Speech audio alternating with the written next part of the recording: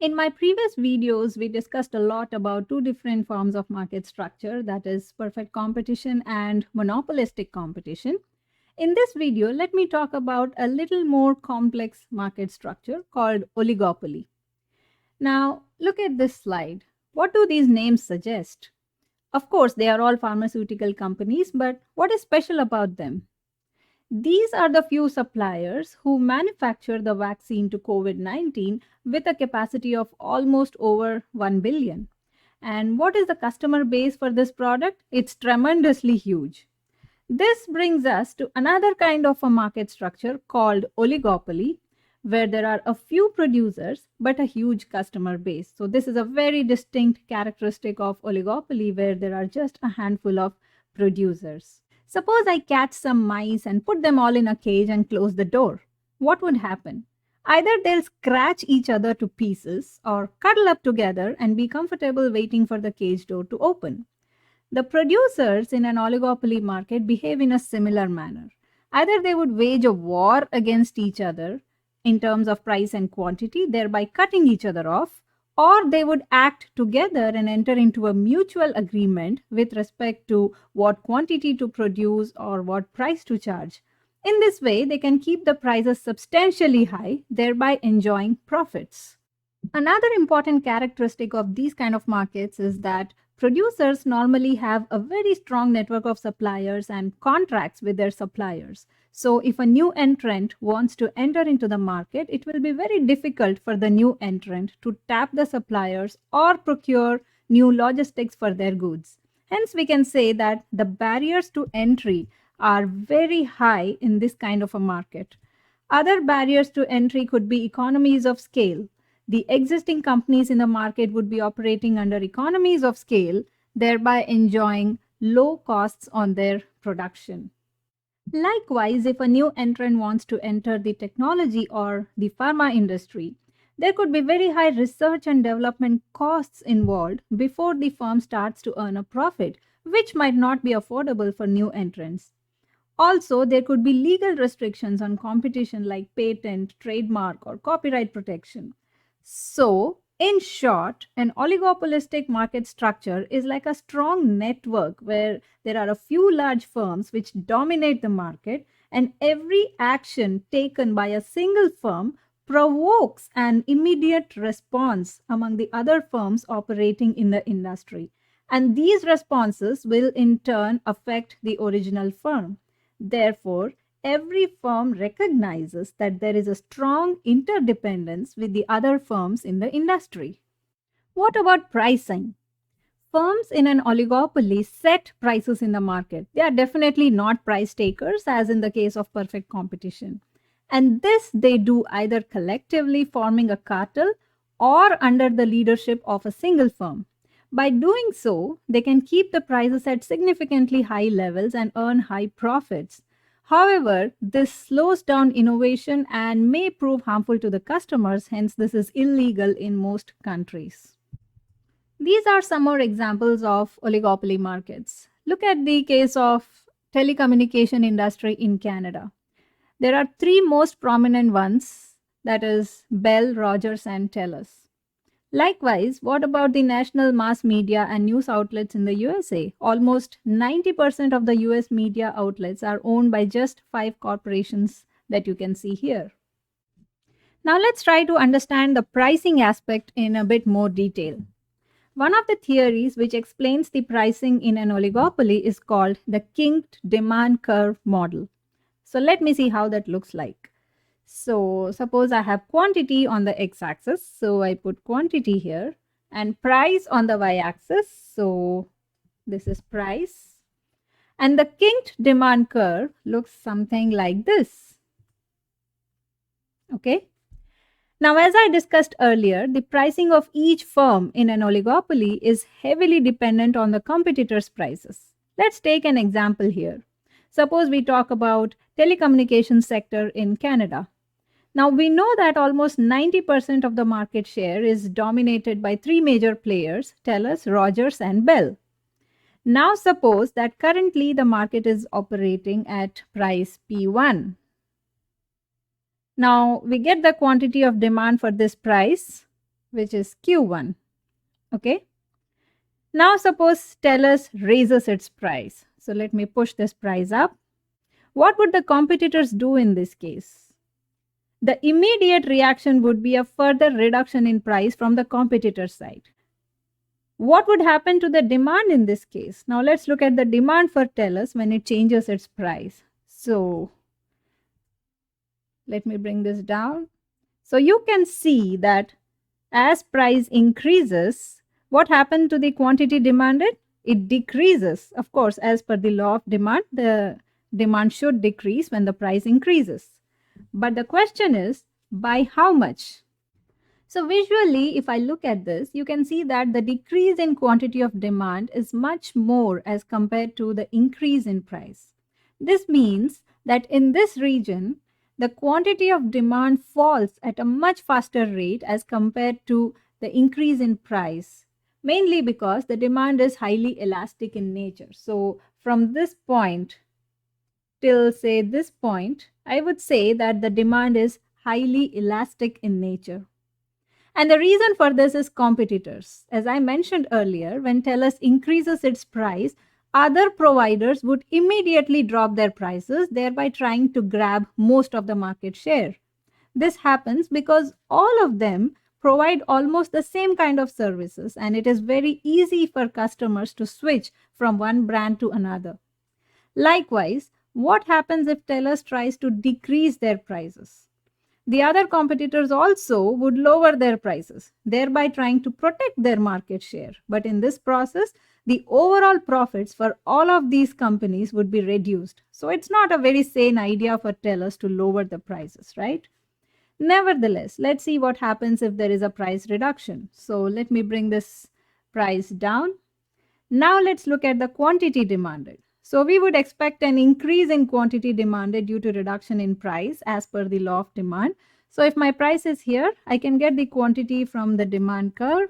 So let me go back to the demand curve, and you can see that the quantity has increased. But again, look at the change. Quantity has increased at a much slower rate as compared to decrease in price. This is because after price P1, the demand becomes highly inelastic in nature. So from this point over here till this point, the demand is highly inelastic in nature. So quantity moves at a very slow rate as compared to changes in price. So in either case, it's not a good idea for TELUS to change the price from its current equilibrium state of P1. And this explains why prices are very rigid in case of an oligopoly. Also, the effect of increase in price is different from that of decrease in price. Now let's talk about marginal revenue in this case. We know that the marginal revenue curve has twice the slope of the demand curve. We discussed this in our previous video when we talked about monopolistic competition. So for those who want to understand this in more detail, they can go back to the previous video and check. So there are two parts with different slopes to this kinked demand curve over here. So you can see part AO, and then again you can see the second part OC. So which means I need to draw two different lines to match the two different parts of this kinked demand curve. So let me take the first part OC. And let me try to extend this line so that I can get a starting point. But before I do that, let me just clear this off. Okay. Now, let me try to extend this line OC a little bit more. Now, taking this as the reference, let me try to draw the marginal revenue curve, assuming that the marginal revenue curve should have twice the slope of this line OC. So, this is my marginal revenue curve, which matches the line OC with twice the slope. Now, let's take the other part of the demand curve, that is line AO. This has a different slope, so the slope of the marginal revenue curve also changes.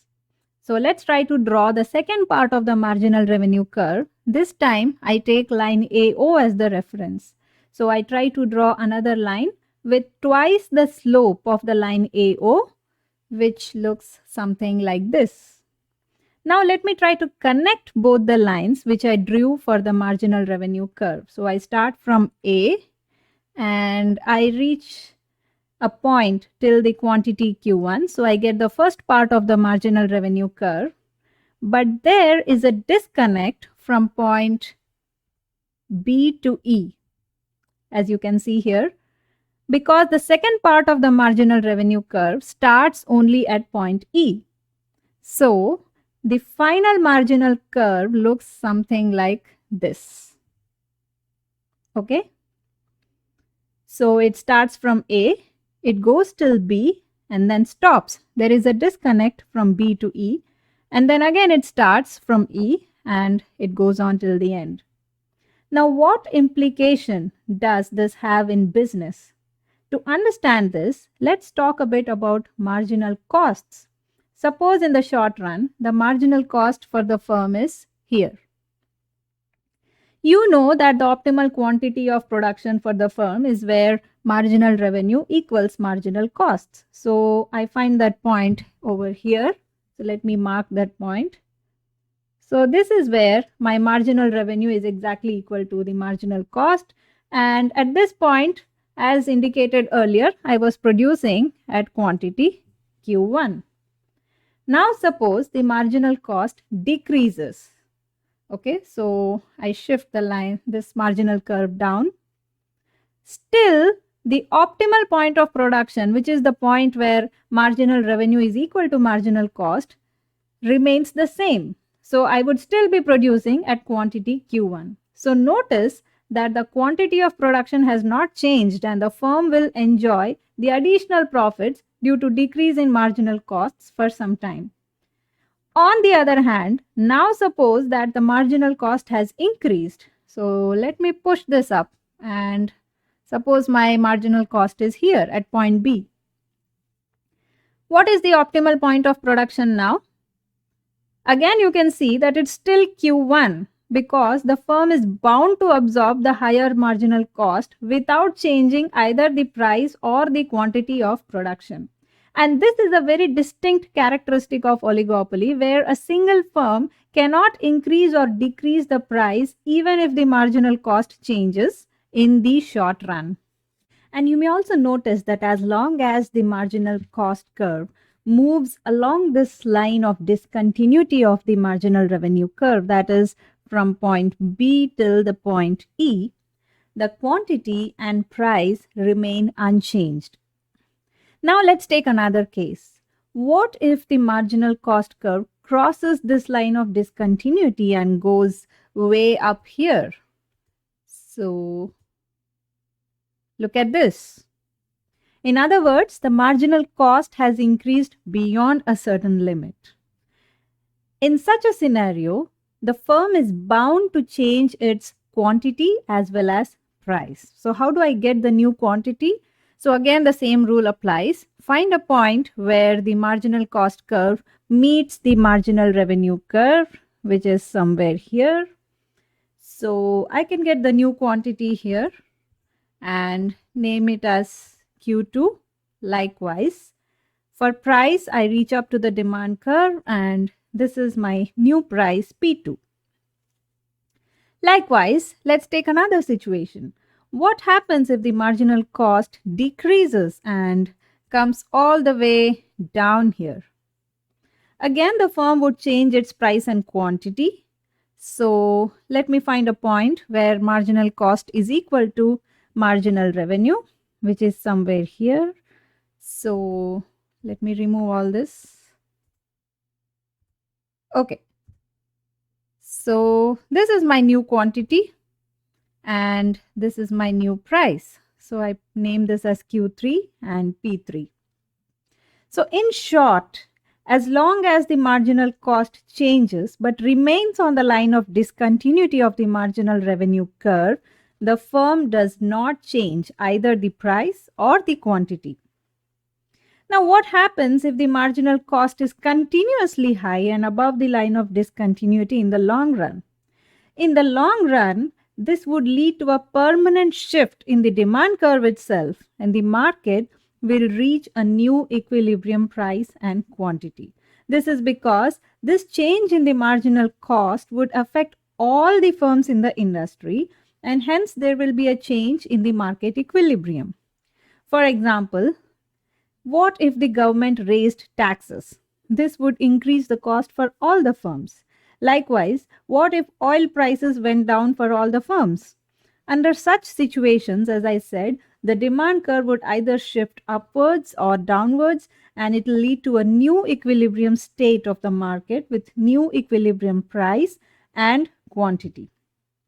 Also, we can also say that in the long run, the marginal cost of the firm decreases and the market share of the dominant firm slowly declines. This is because the profits attract entry by other firms, especially those firms who are able to overcome the barriers to entry with efficient strategies into the oligopoly market. So over time, the marginal costs of the entrant firms slowly decreases because they adopt more efficient production techniques. So the dominant firms' demand and marginal revenue shrink and the profitability of the dominant firm declines.